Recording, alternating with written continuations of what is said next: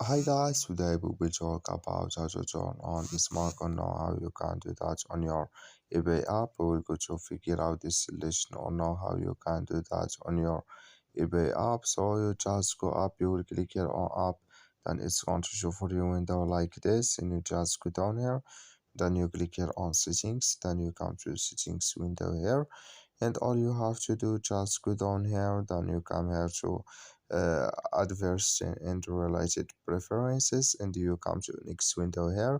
So and you just go down here, so and you come here to store and or access information on a device. You just click here on this mark, then like you see, so we just switch into open with us this window here.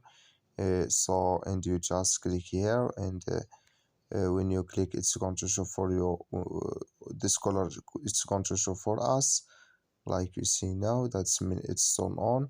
So that's all you have to do, just follow this ways and it's going to work with you. Thank you for your watching. Don't forget to support us by like and subscribe.